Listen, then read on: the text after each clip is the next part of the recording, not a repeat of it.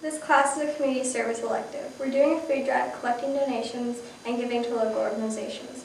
The donations we got are being donated to 3 of these nonprofits based on what we voted on would be good causes. We visited and got information on each. We went to Treehouse, which donates clothes and schooling to foster kids, Seattle Repertory Theater, which puts on plays, and Earth Corps, which restores the environment. We also went to Global Partnerships, which is a microfinance organization, the Emergency Feeding Program, which makes and donates food to people living in poverty, and Lettuce Link, which grows food on Mara Farm and donates it to a food bank in that neighborhood.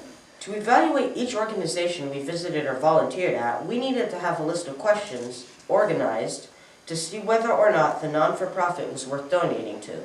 The 4 ways to evaluate each organization are the mission, effectiveness, governance, and fiscal and fiduciary responsibility and transparency. We will explain each of these steps in the order which it would be most recommended to appraise each nonprofit. The first criterion required for an organization is that they have a mission or goal.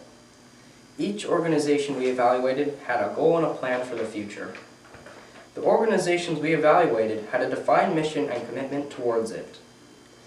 Each group had a realistic and effective goal. It also had to be able to evaluate itself fairly and accurately.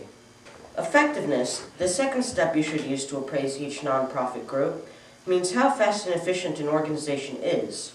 A good nonprofit should be able to get the job done speedily and well, work together, and communicate competently. You can see this by looking at some key statistics, for example, how much food is donated a year.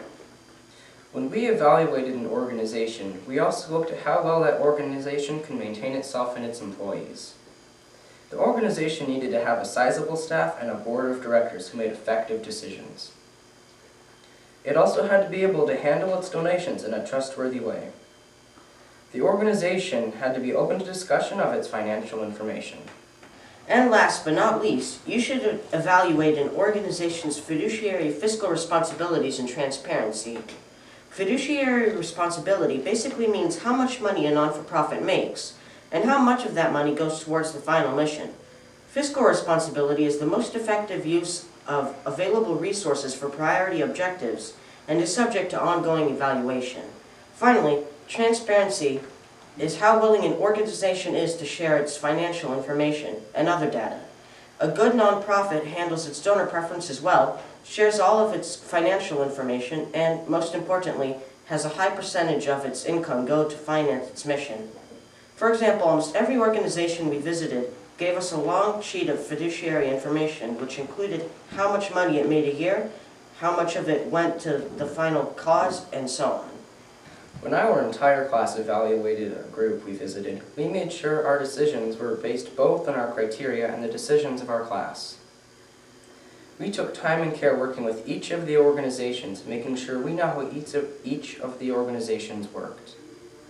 It was a pleasure meeting the representatives from each organization, and they informed us thoroughly. Mara Farm is an urban farm located in South Park, Seattle.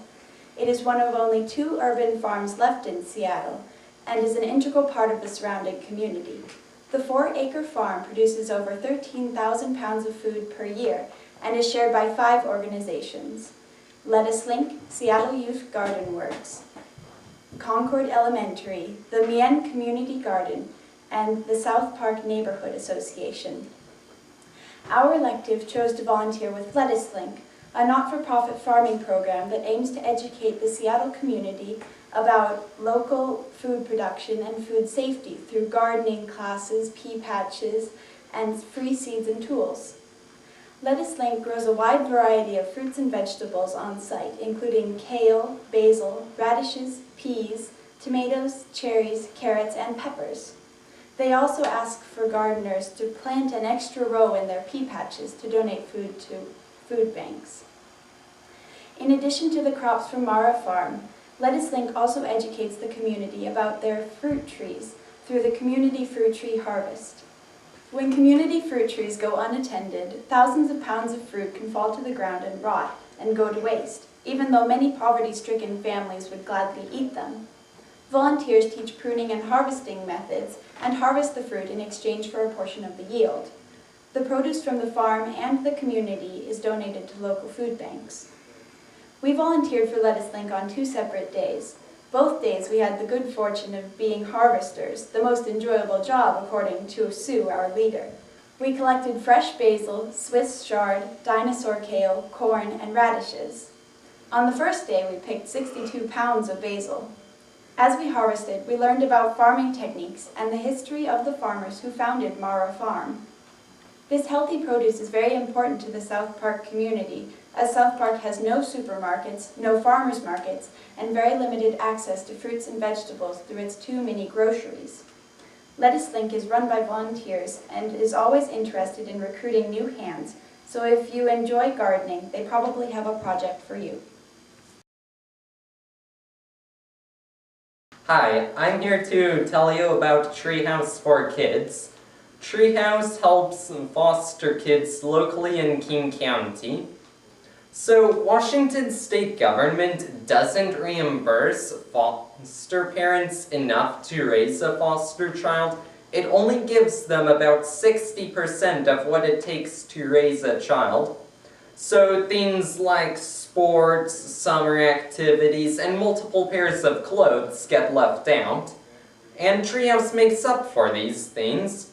One of its programs, The Warehouse, provides new to good condition clothing as well as shoes, books, school supplies, toys, bikes, etc. And it receives a lot of physical donations for this, especially clothing. And it also gets a lot of volunteers. For instance, we volunteered at the warehouse sorting clothing. And another of Treehouse's programs, Little Wishes, provides an opportunity for kids to have those activities such as sports, music and arts, or school activities. And Treehouse also has a summer camp program. And another way that Treehouse helps foster kids is through education. So, foster kids have to move around a lot, which means they have to change schools, which means they get really behind in school, often as far as 2 years behind. So Treehouse offers after-school tutoring, and one of its programs, Educational Advocacy, fights for the educational rights of foster kids. And one major thing that educational advocacy does is it works to keep a foster kid in the same school, even if the foster kid has to move. And one good thing that this does is then the foster kid doesn't have to make a new set of friends if he or she moves to a different school. And another thing that Treehouse does is it works to change laws affecting foster kids. For instance, one example is when a foster youth turns 18, he or she ages out of the system, which basically means the government no longer reimburses the foster parent for caring for the foster youth. Because of this, 40 to 50% of foster youth go homeless after aging out.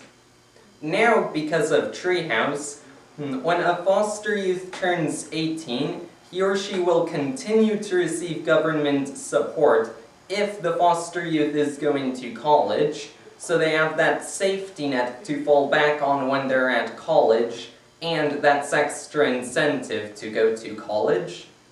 And speaking of college, another of Treehouse's programs is Coaching to College, and because of this program, there are 13 foster students college-bound with over $26,500 in scholarships. In 2008, Treehouse served 5,827 foster kids, an increase of 1,400 kids from 2007. And in summary, what Treehouse does is it lets foster kids be normal kids.